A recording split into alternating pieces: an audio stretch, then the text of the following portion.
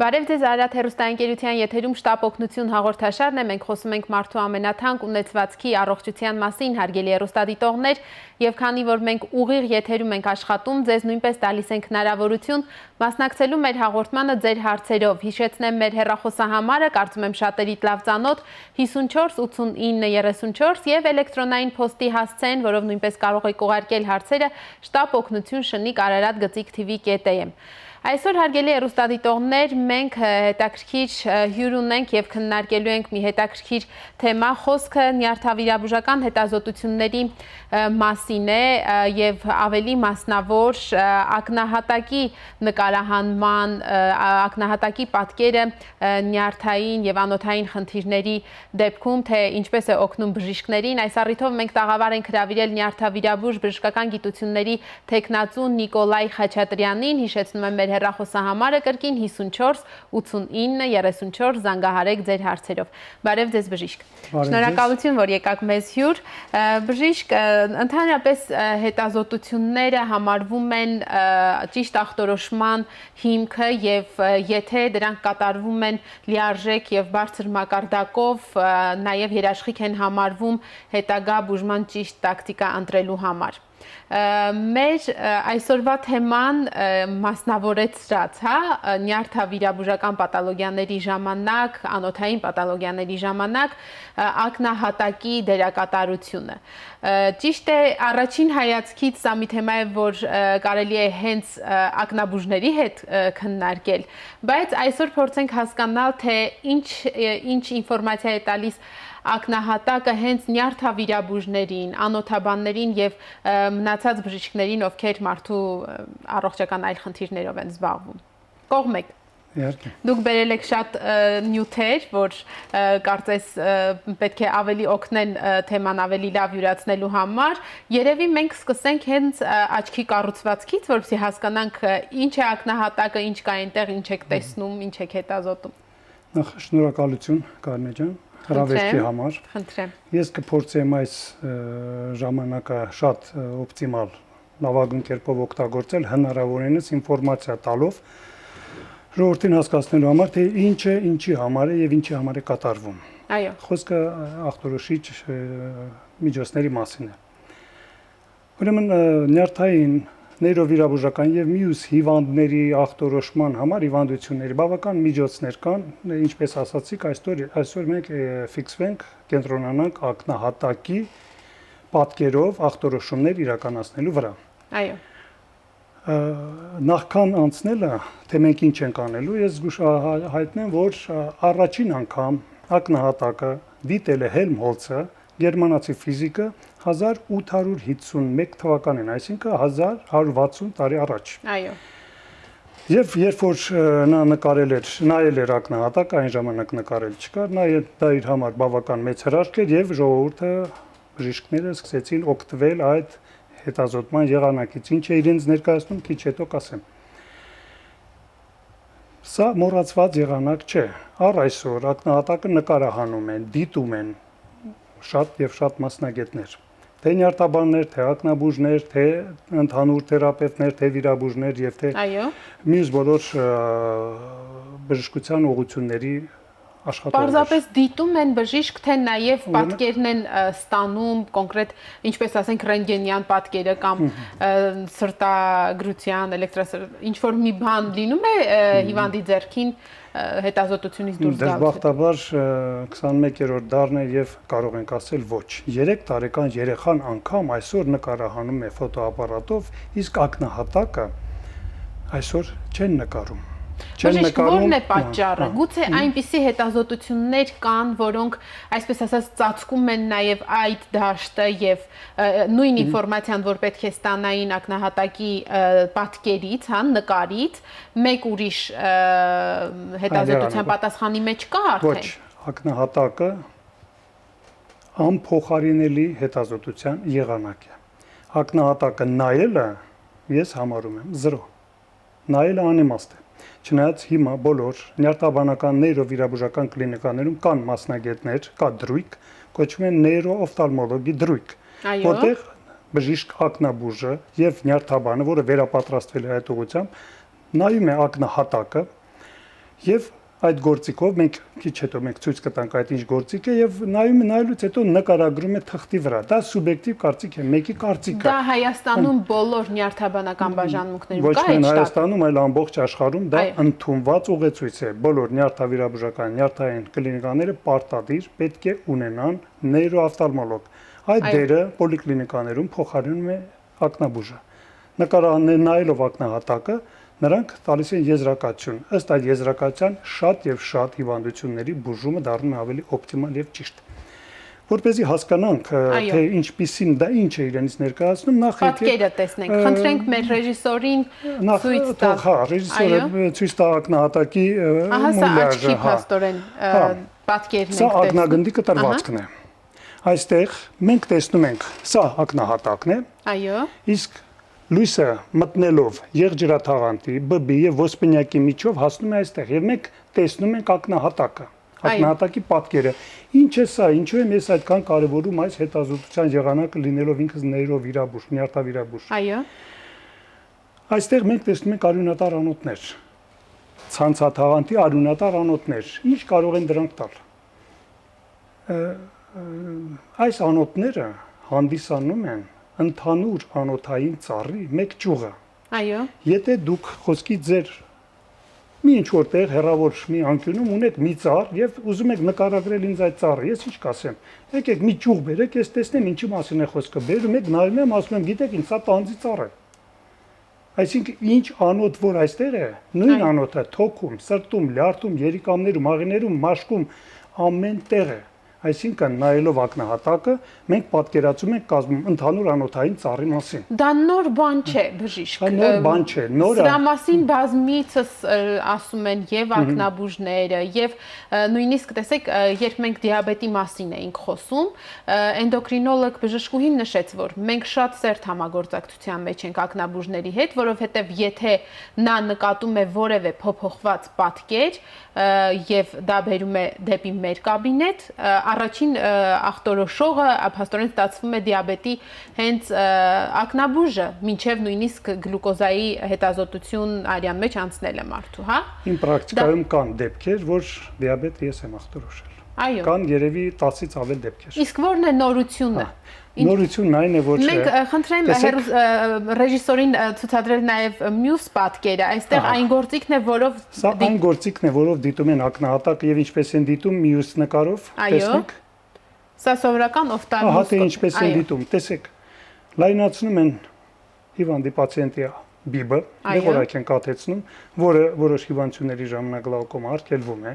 Այստեղ ինչ որ որոշակի ռիսկ է պարունակում, սպասում է մի որոշակի ժամանակ։ Դրանից հետո ակնաբուժը այսպես նո այստեղ մի քիչ ոչի գենիկ է ներկայացված, իհարկե դիմակով են անում այդ ամեն ինչը, նայելով նկարագրում է դա։ Ինչքանով է դա ռեալ եւ օբյեկտիվ։ Դա ակնաբուժի սուբյեկտիվ կարծիքն է։ Իսկ ակնահատակ նկարահանում է դեռևս անցյալ դարի 50-ական թվականներից եւ կան բավական գիտական աշխատանքներ նկարահանման, բայց պատկերացրեք նկարահանում, հետո պետք է դա այդ պրայավ կանեն, պետք է նկար անեն, այդ պահը չի բռնել, չի ստացվել մյուսը եւ այլն։ Իսկ հիմիկվա ժամանակակից տեխնոլոգիաները թույլ են տալիս տեղում ակնթարթային նկարել։ Այո։ Նկարահանելուց հետո այդ նկարը առանց լարի անմիջապես ինտերնետով մտցնել համակարգչի մեջ, համակարգչի դիտել այդ նկարը հարց է ցակում, նկարը ընկերոջ հետ քննարկել, ուղարկել այստեղից Ամերիկա, Թիֆլիս, Ռուսաստան, որտեղ ուզում եք, որ բժշկի հետ ուզում եք, խորհրդակցել նրա հետ, դուք տեսնում եք մի բան, մեկ ուրիշը տեսնում է ուրիշ բան։ Յուրաքանչյուր մարդ տեսնում է այնպես,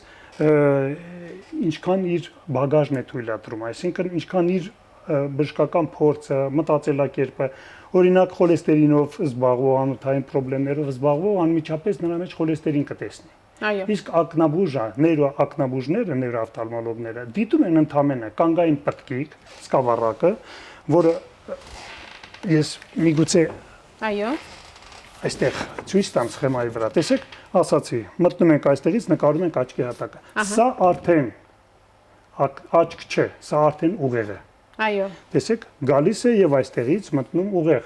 Տեսողական ներվ ինքը ներվ չէ, ուղեղ է։ Այստեղ ներվը մի քանի միկրոն մեծություն ունի։ Ներվը գտնվում է ցանցաթաղանթի հաստության մեջ։ Մենք տեսնում ենք ուղեղը։ Եվ այդ ուղեղը սկավառակի նման է։ Այո։ Ենթադրենք ուղեղը լավ չի արյուն ստանում, ինչ կլինի այդ ուղեղի հետ։ Կայտուցվի, չէ՞։ Այո, Ինչպես մյուս բոլոր հյուսվածքները ցարել այտուցվում է։ Եթե այտուցվեց, ուր պետք է գնա այդ ուղեղը։ Սա այստեղ։ Ահա։ Տեսեք։ Գանգի խորոչն է, այստեղ այտուցվում է, բարձրանում է ներգանգային ճնշումը։ Ուր պետք է գնա այդ ուղեղը։ Նա պետք է տեղ գնա, չէ՞ ինչ որ։ Նա այս ներվերի միջոցով Այո։ գալիս է եւ ցծվում գլանի, գնդի, կիսաբան օղակաձև սկավառակի նման եւ մենք դա տեսնում ենք ակնահատակում։ Դա այդ պտկիկն է, ինչի մասին դուք ասում եք։ Պտկիկ, իսկ ընդհանրապես նկարագրողը գրում է կանգային պտկիկ թեթև աստիճան, կանգային պտկիկ արտահայտված արյունազեղում գրում է։ Բժիշկ, փաստորեն բացի նրանից, որ հնարավոր է ակնահատակում այդ փոփոխությունը, հա, ինչը որ նկատում է ակնաբուժը եւ սովորաբար այդ պտկիկի դիագնոզն է, հա, տալիս, ախտորոշումն է տալիս, մի շարք այլ պրոցեսներ նույնպես հնարավոր են, որը սակայն չնկատի ակնաբուժը եւ չգրի իր եզրակացության մեջ։ Ես ուզում եմ հասկանալ որն է խնդիրը, այսինքն խնդիրն այն է թե այդ պատկերը ով է կարդում եւ ինչ հմտությամբ։ Խնդիրն այն է թե այդ պատկերը ինչքան ժամանակ է քննության առարկա դառնում։ Այո։ Այսինքն համեմատությունների համար նույնպես հիվանդության սկզբում, ընթացքում, այո,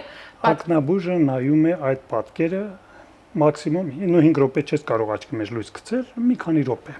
Այո։ Հաջորդը դա սովորական լույս է։ Սովորական լույս, սովորական, սա էլ է սովորական լույս։ Ահա, սա նույնպես տեսեք, այստեղ ես ակնահատակ եմ նկարահանել։ Խոսքը սրա մասին է, այ հիմա արդեն արտադրում են համեմատաբար էժան համարվող այս սարքերը։ Այո, ինչ է ինքը ֆունդուս կամերա։ Ահա։ Սա ակնահատակը նկարանելու սարք է, որը կարող է պորտատիվ է, շարժական, կարելի է ցանկացած տեղ տանել եւ ամենակարևորը բիբ լայնացնելու կարիքը չունենք։ Այո։ Կարող ենք նկարել ցանկացած մարդու ակնահատակ ցանկացած տեղ։ Մի փոքր մթեցրած սենյակում միայն մի պայմանով, որ այդ մարդու աչքը տեսնող լինի եւ մենք կարողանանք թափանցել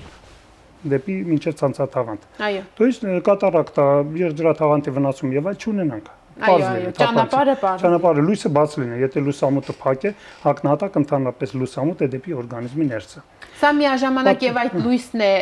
ուղարկում միջև ակնահատակ։ Տեսեք, միգուցե այստեղ երևում է արդեն պատկերը։ Տեսնել ինչպես է դա տեղի ունենում։ Օհո, պատկերը այստեղ մենք չենք տեսնում, ներով, հա։ Ահա։ Պատկերը մարվել է, ահա։ Խնդրեմ, տեսեք, սա վերջին նկարն է, այսօրվա մեջ բավական շատ նկարներ կան, մենք ունենք հետևյալ նկարները, որոնք դարձյալ ակնահատակներ են։ Այո։ Եվ ինչպես է սա արվում։ Սա ես մոտեցնում ենք հիվանդի աչքին։ Այո։ Ահա։ Մի վարքյան հիմա։ Նույն մեխանիզմով ինչպես նայում էիք օֆթալմոսկոպով, այո։ Նույնով, սակայն արդեն հեռավորության վրա վերցնում ենք բանը եւ նկարահանում ենք աչքը։ Այո։ Ինքը հիմա լույս պետք է տա, մի վարքյան, սա։ Այսինքն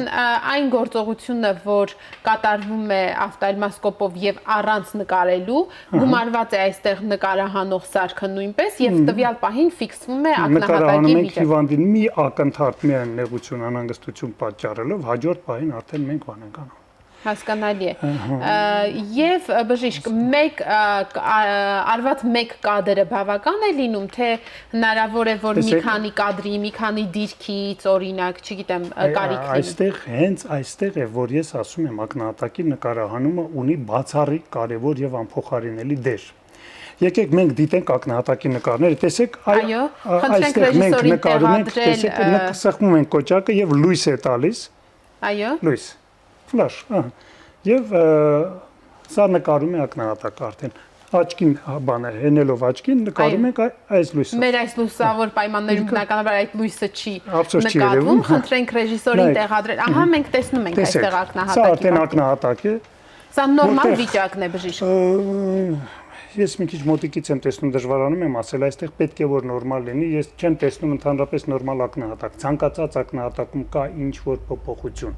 որը առաջին հայացքից կարող է թվալ թե նորմալ է։ Նույնիսկ երեխաների մոտ։ Բոլորի մոտ։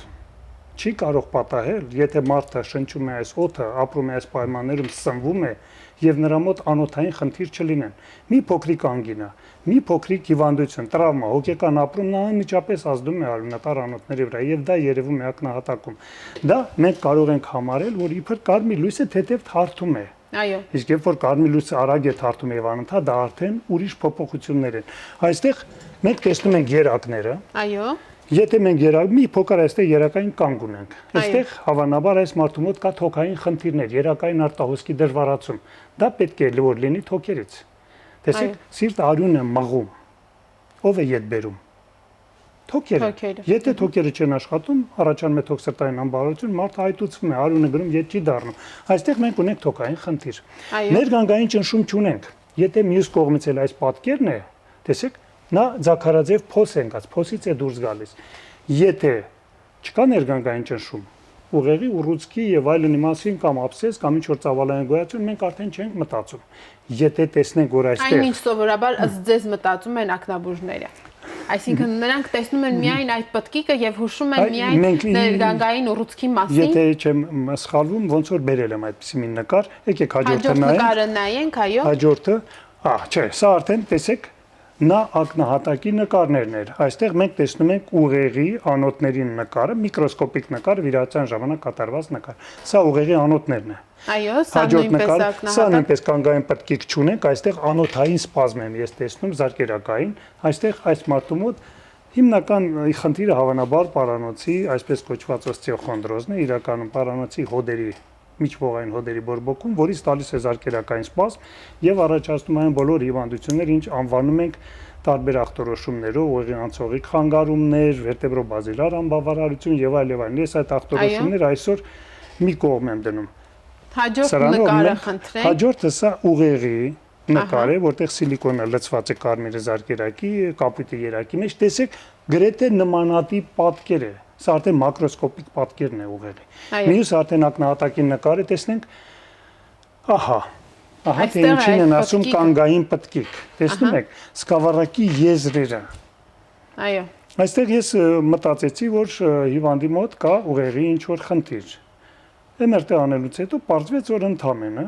երեխայի մոտ կա սինուսիտներ, բորբոքված են այս ծոցերը եւ այդ բորբոքումը ակնաաչքի հետևում առաջացրել է այտուց եւ կանգային պտկիկի կեղծ տպավորություն։ Իսկ դա կարող է լինել նաեւ ուղեղի ուռուցքից։ Այստեղ մեր գործը ավելի նմանատիպ է լինում պատկերը։ Այո։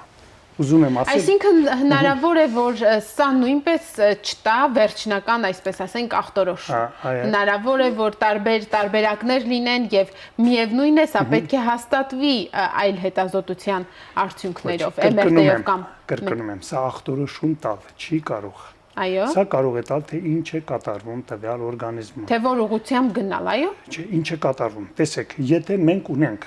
ակնահատակում զարկերակներ, որոնք նման են խոլեստերինի նստվածքներին, անալիզում, եթե խոլեստերին չեղավ, ես խնդրում եմ կրկնել անալիզը, որովհետև այնքան տիպիկ է այստեղ խոլեստերինեմիան, որ չի կարելի շփոթել ուրիշ բանի հետ։ Եթե ակնահատակում ես տեսնում եմ արտահայտված զարկերակային սպազմ, ինձ համար էլ լրացուցիչ ստուգումներ պետք է այդ անոթները լայնացնել, ախտորոշում ինչ որ դնել։ Դրա կարիքը չկա։ Ախտորոշումը դնում են կլինիկական տվյալների, այս եւ մյուս հետազոտությունների հիման վրա, սակայն այս հետազոտությունը ուղղությունը լրիվ հստակեցնում է, ինչ պետք է անել։ Բացի դրանից, ասենք մենք նկարեցինք այսօր այս ակնահատակը։ Այո։ Նկարը երեկվա նկար է։ Կանցնի մի որոշ ժամանակ Եվանդը կստանա բուժում։ Այստեղ ես հետո խոսեմ սա ինչ է։ Սա արդեն տարբեր ժամանակներում հետ բերեք նորից նախորդ նկարը, սա թողեք մնա, ես կասեմ, չէ, սա միաժամանակ արված նկար է, սա կբացատրեմ ինչ է։ Եվ մյուս առավելությունը ակնահատակի նկարանման, նաև ձեր հարցի, որ դեռ չեմ պատասխանել։ Ուրեմն, կանցնի մի որոշ ժամանակ մենք կնկարենք այս ակնահատակը։ Եվ կտեսնենք օգնես թե չէ։ Իսկ եթե մենք նայում ենք ակնահատակը, գրառում կատարում, անցնում է 3-4 ամիս, մինչև այդ մենք նայում ենք արդեն մի 300 հոգու ակնահատակ։ Ոնց ենք մենք համեմատելու հիշելու ես։ Գրառումը կարդալով հստակ չի լինում այդ պատկերը։ Գրառումները հետևյալն են։ Տեսաներվի պտկիկը այտուցված է, սկավառակները, եսիմինչ, անոթները, զարկերակները նեղ, երակային իզվիտես ծռվածություններ եւ այլն։ մի պահ մոռանանք գրառում եւ պարզապես նկարին նայենք։ Բժիշկ, այսինքն ձեր ասելիքն այն է, որ այս նկարահանումը շատ կարևոր է եւ պարբերաբար ոչ թե մեկ անգամ, ասենք թե որևէ պաթոլոգիայի հայտնաբերման եւ արդեն արկայության ժամանակ, եւ սա կարծես թե մոռացության է մատնվել, այո, այս մեթոդը նկարահանելու եւ այդ նկարները հիմք ընդունելու համար։ Այս մասին չգիտեն մյուս մասնագետները։ Սա ոչ թե մոռացության է մատնվել, այլ դեռ չի սկսել։ Այո։ Ասենք, հիմա ես սա էլ բացատրեմ ինչ է, տեսեք, դուք ասում եք ինչ առավելություն ունի նաև նկարանում։ Այս նկարները ես կատարել եմ երկու ռակուրսով, երկու ուղղությամբ։ Հետագայում այս նկարները ստերոսկոպով եթե մենք նայում ենք, եթե նրանք հետագայում դնեն եւ նայեն, մենք տեսնում ենք խորություն եւ տեսնում ենք թե թասի մեջ ինչպես է թաս, սա որ նայում ենք ստերոսկոպով։ Այո։ Տարածական նկար 3D, հիմա շատ է տարածված։ Սա 3D նկար է։ Նայում ենք, երևում է թասի մեջ, ոնց որ այս խորությունն է, ոգավորությունը եւ այստեղ ցծված առաջ սկավառակը։ Այո։ Արտակարգ պատկերը, եթե մենք սա նայում ենք 3D տեսքով։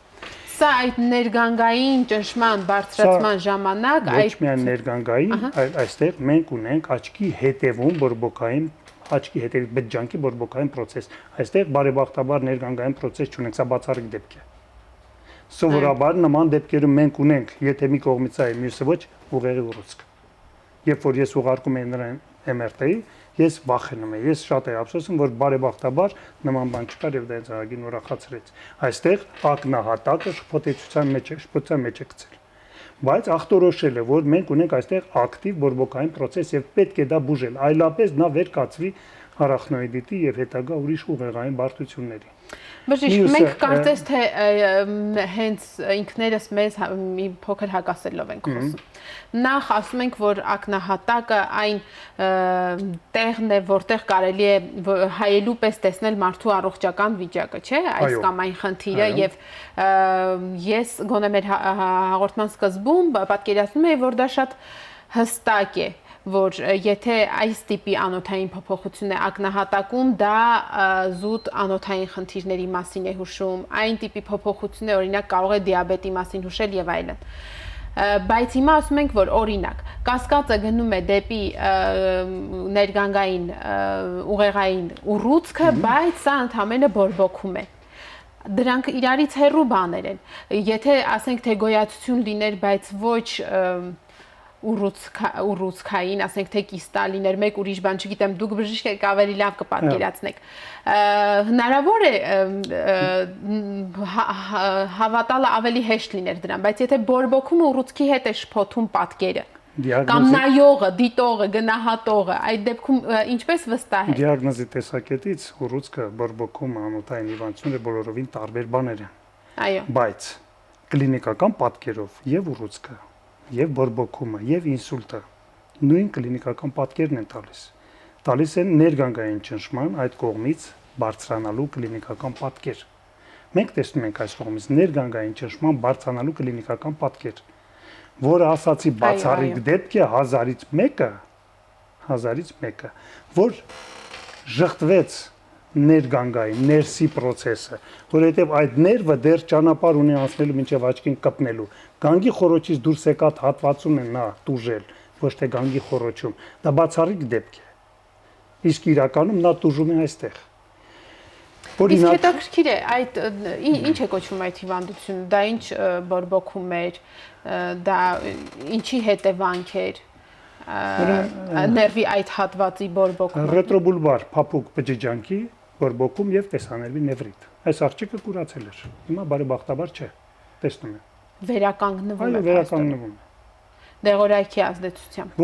Ոչ միայն դեղորայքի, այստեղ պետք է որ դեղորայքում խիստ սա ինձ թույլ է տալիս, որ ես դեղորայք չնշանակեմ, այլ բուժեմ քթի խոռոչը։ Երբ որ մենք բուժում ենք քթի խոռոչը տեղային միջոցներով, այս ամենը ետ է քաշվում, եթե նա լիներ տարիքով, ես ինտենսիվ դեղորայք կանեի։ Այս այն դեպքն էր, որ ես զգուշացրի հանկարծ քիթ կոկորտի բժիշկը անտիբիոտիկներ չնշանակի։ Այո։ Այլապես այս երեխայի տունը կքանդեն։ Քթի խոռոչը ինչպես է կապված այս ամենի հետ։ Նայեք։ Այսինքն այստեղ հայմորյան ծոցն է։ Ահա։ Վերև ակնագունդը։ Հետևը ճարպային բջիջանքը։ Այստեղ ոսկորն այնքան բարակ է, որ այս գանգի մեջ ջարդվել է։ Այս բորբոքումները վաղ մյուս օրը տարածվելու են եւ առաջացնեն ուրիշ խնդիրներ։ Ընդամենը աչքի հատակով Այսինքն դուք աչքի հատակում տեսնելով այդ բորբոքային երևույթը ախտորոշվեց, որ այո։ Ահազանգը տրվեց, որ պետք է բուժել։ Եվ խոռոչի միջոցով դա բուժեցիք։ Ոչ, դեռ չի բուժված, երեխան նոր այսօր եմ նկարել, երեք եմ նկարել։ Այսօրյա մերով ապացուցեցին, որ դա բան ուղեղից չի, այլ դրսից է։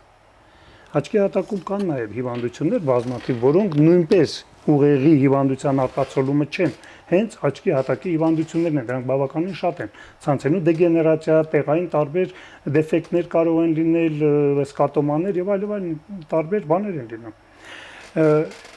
Ակնահատակը բավական մեծ ախտորոշիչ նշանակություն է, բայց ոչ թե դիագնոզներ դնելու։ Դիագնոզ դա հիվանդություն չէ։ Հիվանդությունը դա ախտաբանական process է։ Ակնահատակով մենք որոշում ենք ինչ ախտաբանական process-ի հետ գործ ունենք։ Խանութներում նստում են խոլեստերինը։ Զարկերակները բորբոքված են, արդյոք ունենք երակային կանգ։ Կա արդյոք օրգանիզմի ինտոքսիկացիա, թունավորում։ Եթե թունավորում է աչքի հատակում դա անմիջապես արտացոլվում է։ Այո։ Կա արդյոք ներգանգային թունավորման դեպքում ինչ եք տեսնում, ինչ է երևում։ Այս անոթների շուրջը բավականին շատ այտուցներ եւ անոթի երկայնքով այտուցներ են։ Ափսոս Word ֆայլը չբացեց, Word ֆայլում բավական շատ աչքի հատակի նկարներ ես ունեի, չէի մտածում որ Word ֆայլը հիվանդությունների մասին կարող է հուշել ակնահատակի փոփոխությունը։ Կա տարածված հիվանդություն ցրված սկլերոզ, որի ժամանակ բավականին թանկարժեք հակավիրուսային դեղորայքով կարողանում են կոմպենսացնել եւ ոչ մի խնդիր չի առաջանում։ Այո։ Ես ունեմ մի քանի դեպք, երբ մեկ դեպքը ցրված սկլերոզը ախտորոշված, հաստատված յամերով, գլխի MRT հետազոտությամբ ակնահատակը նայելուց ես տեսել եմ, որ սկավառակները վարդագույն են։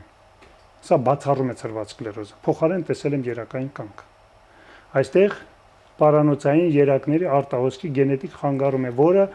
շփոթեցրել է եւ տասնյակ տարիներ այդ մարդուն բուժել են ցրված սկլերոզով։ Երակային արտահոսք կարգավորելուց հետո այդ ամենը կարգավորվել է։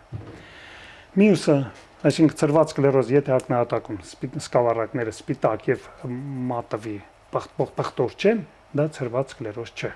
Տարբերական հիվանդությունը բերում է անոթային բորբոքումների։ Շատ հաճախ ցանկացած հիվանդության ժամանակ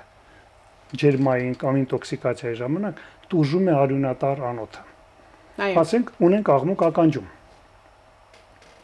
Մարդը դիմում է աղմուկ ականջում։ Ինչից կարող է դա լինել։ Առաջին հերթին մտածում են պարանոցային զարկերակների նեղացման հետևանքով ականջի ներվի սնուցման վատացում եւ սկսում են անոթալայնիչ նշանակել։ Տեսնում ենք արյունատար անոթները աչքի հատակով։ Նույն ականջի անոթը եւ դա նույնն է։ Նույն անոթի, նույն ծառի տարբեր ճյուղերն են։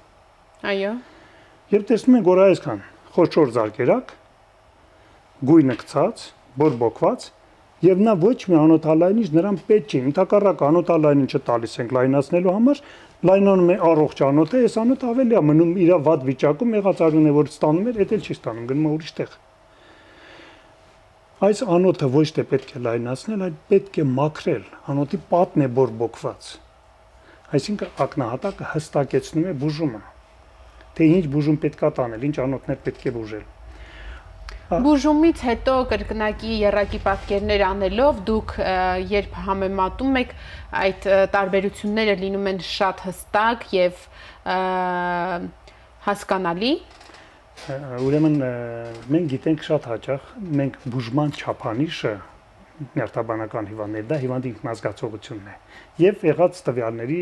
դրական դինամիկա։ Այո։ Անոթային բուժում տանելուց հետո ակնահատակում ես դինամիկա չեմ տեսնում սկզբից։ Սկիզբը որքան ժամանակ, առաջիկա մի 10 օրվա ընթացքում։ Այո։ Մի 2-3 ամիս հետո նկարները եթե դնում եմ եւ իրար հետ համեմատում սար ու ձոր են։ Այսինքն եթե անոթային բուժում տանում ենք, մենք փորձում ենք այն դեղորայքը օգտագործել, որը ոչ թե թանկանոց է եւ ինչ որտեղ ավելի շուտ նրա ռեկլամանա շատ քան իր իրականությունը, այլ այն ինչ որ մեր փորձը ցույց է տալիս, որ օգնում է, ակնահատակում սկզբից դա ցույց է տալիս, որ օգնում է, իսկ ավելի ուշ հստակ ներկայացնում է, որ օգնեց։ Ակնահատակի ես բանի վերաբերյալ նկարահանման, եթե ժամանակ ունենք, ես մի երկու բառ ասեմ։ Ասեք։ Ուրեմն ես ներկայացրել էի ծրագիր իմ լավ ընկերներից մեկին, շրջաններում ինքը ամբուլատորիայի վարիչ էր, որը ներկայացրել էր նախարարություն ծրագիր ինսուլտների եւ ինֆարկտների կանխարգելման ծրագիր։ Այո։ Ինչու՞մն էր բանը, խնդիրը նրանումն էր, որ եթե մենք նկարանենք բոլորի ակնահատակները, ընդ որում այս ապարատը ես գնել եմ հենց այդ նպատակով, Այո։ եթե մենք նկարանում ենք ակնահատակը բոլորին անխտիր առանց բացառության, իսկ որպեսզի դա կարողանանք անել, դա պետք էր ֆինանսավորվի ոչ թե այդ մարդկանց, այլ բանով կամ արվեր բարեգործական, ես պատրաստ եի նույնիսկ այդ բանին, նկարանեինք եւ տեսնեինք ում մոտ կան անոթային խնդիրներ, որոնք դեռ չեն արտահայտվում։ Այո։ Եվ կանխարգելիչ նշանակություն կունենա։ Նշանակումներ բուժում կատարեինք, սա արդեն ոչ Եվ հիվանդի այդ հաշվի նշանակումներն ու բուժումը արդեն մյուս մասնագետների հետ։ Ոչ, դա այսինքն սեվան, ես նեյրովիրաբույժ եմ։ Հասկանալի։ Նաև նևրոլոգիայով եմ զբաղվում։ Ես դա բոլորը անգամ Այսինքն, եթե մարդը, ասենք թե դուք ակնահատակում հասկանալու համար, աուդիոմետրիան, որպեսզի ես ցավոք չեմ հավատում արդեն ոչ մի մասնագետ։ Բժիշկ, եթե դուք դա հարցի մյուս կողմն է, բայց օրինակ աչքի հատակում տեսակ խնդիրներ, որոնք հուշում են արյունատար անոթների խնդիրների մասին, դուք նեյրովիրաբույժ եք եւ ավելի շատ նյարդերի հետ կապված, չնայած այնտեղ նաեւ անոթների հարցերն են ծագում, բայց սրտաբանի հետ կամ մեկ ուրիշի հետ համագործակցության, թիմային աշխատանքի անհրաժեշտություն չեք տեսնում։ Տեսնում եմ հետևյալ կերպ։ Այսօր ես արդեն նեյրովիրաբույժ եմ, արդեն տարիքն առած եւ ակտիվ նեյրովիրաբուժական միջամտություն անել այս տարիքում ես գտնում եմ, որ չի կարելի։ Չնայած ֆիզիկական բացարձակ ֆիզիկապես ոչ մի թերություն չունեմ։ Բոլոր դեպքերում տարիքը իր բանը ասում է։ Այս տարիքում վիրահատելը ես գտնում եմ, որ մի քիչ Այսինքն վիրահատողներին դուք ուղարկում եք ուրիշների մոտ։ Եթե նեյրոխիրուրգիական, նեյրովիրաբուժական վիրահատության խնդիր է, ես դրանով արդեն չեմ զբաղվում, ուղարկում եմ գոլեգաների գործընկերների մոտ։ Իսկ մյուս բոլոր խնդիրներով զբաղվում եք։ Մյուսը նյարդաբանական անոթային հիվանդների բուժման հարցերով, այո, զբաղվում եմ, բայց շատ նեղ սահմանափակ շրջանակներում ու մոտիկների մեջ։ Այսինքն, որ մենք խոսում ենք, ես ավելի շատ խոսում եմ բժիշկների համար։ Հասկանալի է։ Մենք ունենք հեռախոսազանգ բժիշկ, եկեք լսենք հեռուստադիտողին, տեսնենք ինչ է հարցնում, ալո։ Բարև ձեզ, ողջունում եմ ձեր հաղորդումը։ Իմ հարցը հետևյալն է, որտեղ կարող են գտնել բժիշկ Նիկոլայ Խաչատրյանին։ Շնորհակալություն։ Ու պատասխանը հետևյալն է, ես քիչ առաջ հենց այդ հարցին պատասխանեցի։ Հաղորդումը վերաբերվում է բժիշկներին։ Պարտադիր չէ Նիկոլայ Խաչատրյան գտնել։ Ցանկացած բժիշկ, ով նկարահանում է ակնահատակը եւ դիտում է ակնահատակը, նա արդեն ավելին է, քան Նիկոլայ Խաչատրյանը։ Միանշանակ առանց հետո զանգահարեք, մենք կփոխանցենք բժշկի հեռախոսահամարը։ Տեսեք ինչ եմ խնդրում, պետք չի որ գան, հավատացեք։ Ես ունեմ գործընկերներ շրջաններում, քաղաքում եւ այլն, որոնք ուղարկում են իրենց հիվանդներին օգնելու համար նկարահանելուց հետո ես նրանց հստակեցնում եմ, թե ինչու այս հիվանդը տարիներ բուժում եւ ոչ մի օգուտ չի ստանում։ Ես հստակ ասում եմ ինչն է պատճառը, ոչ թե որ միայն ակնահատակ եմ նկարում, ակնահատակի նկարը ինձ թույլ է տալիս մտածելու, հաստատելու կամ հերքելու այն ինչ մտածում եմ իմ 45 տարվա բժշկական փորձը։ Բժիշկ, մենք այստեղ նույնպես ունենք հարց, հեռուստադիտողը գրել է, խնդրում եմ ասեք, ակնահատակում ինչ որ ձևով կարող է երևալ մարդու արյան բաղադրության հետ կատարվող փոփոխությունը։ Ուրեմն այն ինչ որ մենք տեսանք արյունատար անոթները, դրանք թափանցիկ են։ Մենք նրանց միջով տեսնում ենք արյունը։ Այո։ Երբեմն մենք տեսնում ենք սպիտակ, գունատ արյան անոթներ, զարկերակներ։ Այստեղ մենք միանշանակ մտածում ենք, կամ այս անոթը բորբոքված է, եթե նա բորբոքված է, հաստ է եւ տպավորությունը բոլորովին այլ է պատկերը։ Նայելով անմիջապես դրանք չեք կարող կողմնորոշել։ Նայելով մի քանի ռակուրսով շրջելով կարող ենք հասկանալ այս մարդու մոտ կա արդյոք հեմոգլոբինի պակաս, թե անոթը բորբոքված է։ Միայն այդքանով մնացած արյան կազմ, արյան անալիզ եւ այլն նրան փոխարինել չի կարող։ Միայն եթե մենք ունենք, տեսեք մարդը ունի հեմոգլոբին, գունատ է, նույնն է տեսնում ենք անոթները գունատ են, դա կարող է լինել հեմոգլոբինի պակասից։ Ու կարող է լինել ասենք նաեւ պարբերական հիվանդության անոթի բորբոք եղել հիվանդությունները, այլ որ խնդիրներն են, որ չեն երևում ակնահատակում, որ որևէ անգամ չեք հանդիպել նման մի խնդրեմ, որի մասին ակնահատակը չի հուշել։ Կարինե ջան, նախ հասկանանք ինչ է հիվանդությունը։ Հիվանդություն դա դիագնոզ չէ։ Դուք շեշտում եք ինձ դիագնոզի վրա։ Դուք նշեցիք Ես նշում եմ ախտաբանական պրոցեսներ։ Օրինակ, ողնաշարի հոդերի բորբոքումը, բայց յուրաքանչյուր հիվանդություն մի որևէ ախտաբանական պրոցեսի գերակշռությամբ արտահայտվող վիճակ է, այո։ Հիվանդությունը Ասենք թե լսողության խնդիրները կամ, չգիտեմ, որ օրգան համակարգ, լյարդի հետ կապված խնդիրները երևում են ակնահատակում։ Ուրեմն տեսեք։ Նախ հիվանդությունը դա դիագնոզ չէ, դիագնոզի հիվանդություն չէ, մենք դիագնոզ դնում, սկսում ենք բուժել դիագնոզ, մոռանալով հիվանդությունը։ Հիվանդությունը դա խանգարված ֆունկցիա է։ Եթե մարդ ինչ որ մի ֆունկցիա խանգարում է, առաջանում է գանգատներ եւ դա այդ խանգարված ֆունկցիաների համադրումը, նմանությունները տեղավորում ենք մի արկղի մեջ, անունը դնում դիագնոզ եւ բուժում դիագնոզը։ Դրա համար, քանի գնում անոթային հիվանդությունները, մյուս բոլոր հիվանդությունները քանի գնում շատանում են։ Անոթային հիվանդությունները դարձել են արդեն հիվանդությունների մրցավազքի այդ բանի ռեկորդակիրներ։ Անփոխարի չեն, փոթ իրենց տեղի չեն զիջում ոչ մի հիվանդությանը։ Այդ հիվանդությունները կարելի է կանխել ախտաբանական պրոցեսների դեմ պայքարելով։ Դրանք են անոթի բորբոքումն եւ այլն։ Լավ, եկեք ես իմ հարցը բժիշկ այսպես ձևակերպեմ։ Որ ախտաբանական պրոցեսներն են, որ չեն երևում ակնահատակում։ Եկեք ասեմ որն է երևում։ Լյարդը։ Եթե մենք ունենք լյարդի ախտահարում, սկավառակը դեղնում է։ Այո։ 1 Դեղնում է։ Ցրված սկլերոզի ժամանակ սպիտակում է։ Սպիտակում է, հետո։ Մենք ունենք, ասենք, հիվանդ, որ հարբելուց հետո գալիս եւ ասում է, որ վատացել է տեսողությունը, նայում ենք սպիտակ դիսկեր։ Անմիջապես նրան հայտնում ենք, որ դա սպիրտից է, նևրիտ, որը նա կարող է կուրանալ անվերադարձ էթիլ սպիրտից։ Դրա բուժումը գիտեք որն է։ Միթե բոլոր հարբած մարդիկ պետք է անվերադարձ կուրանան։ Եթե թունավոր էթիլ սպիրտ, այո։ Մեթիլ սպիրտից նրանք բան են անում, թունավոր չէ։ Դրա բուժումը միակ հակառակ, նորմալ սպիրտն է, խմելը, ուրիշ բուժում չունի։ Շտապ պետք է խմել մյուսը, որպեսզի նա չեզոքացնի, ինքը տեղը զբաղեցնի եւ կուրությունը վերականգնի, եթե ժամանակին է հասցնում, դա աչքի հատակում ներում է։ Այո։ Աչքի հատակ անփոխարինելի է շաքարային դիաբետով հիվանդների համար։ Աչքի հատակը նայում են այսօր բոլոր դիաբետով հիվանդներին, ասենք նաեւ նույնիսկ ախտորոշում են այդ ակնահատակով։ Այստեղ երևում են հարունազեղումներ, այստեղ ակնահատակի նկարահանելուց հանելուց բացի ակնաբուժները դիաբետիկ անգիոպաթիաները, այլ ֆլուրեսցենտ անգիոգրաֆիա եւ այլ միջոցներ են օգտագործում։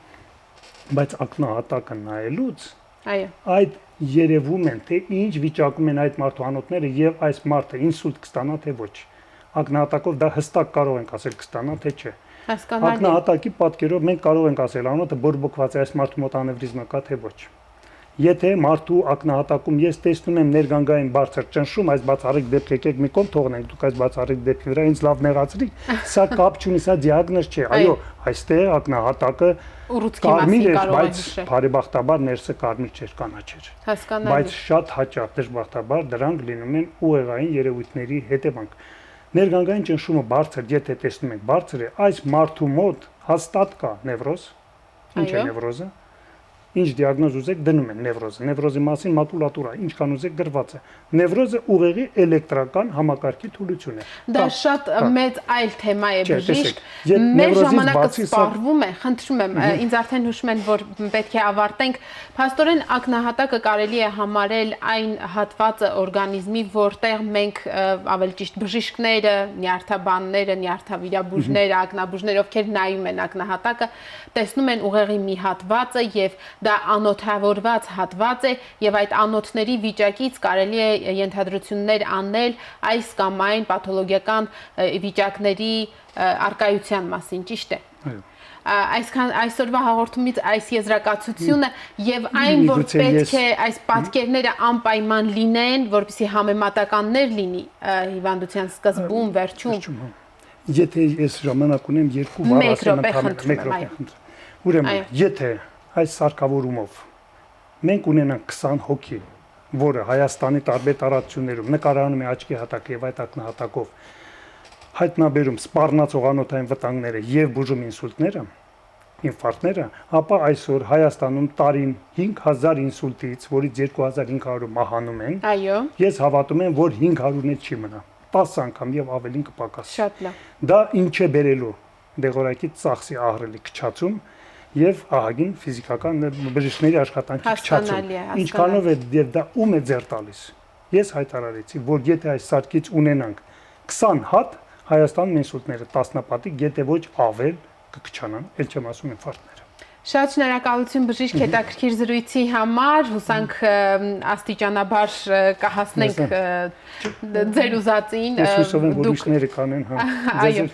Շնորհակալություն բժիշկ, հարգելի հեռուստադիտողներ, հիշեցնեմ, որ այսօր մեր տաղավարում էր նյարդավիրաբույժ բժշկական գիտությունների թեկնածու Նիկոլայ Խաչատրյանը եւ բժիշկը մանրամասն ներկայացրեց ակնահատակը եւ այդտեղ տեղի ունեցող անոթային փոփոխությունները, թե ինչի մասին կարող են դրանք հուշել, ինչ ախտաբանական պրոցեսներ կարող են առաջինը ի հայտ գալ ակնահատակում տեղի ունեցող փոփոխություններով։ Ակնահատակի պատկերը իսկապես արդարացիորեն համարվում է օրգանիզմի առողջության հայելին եւ շատ դեպքերում իսկապես կանխարգելիչ նշանակություն է ունենում այս կամ այն ավելի անցանկալի խորը հիվանդությունների համար։ Այսօրվա համար մենք այսքանն էինք նախատեսել, հանդիպելու ենք վաղը մեր նույն ժամին, մինչ հանդիպում առողջ եղեք։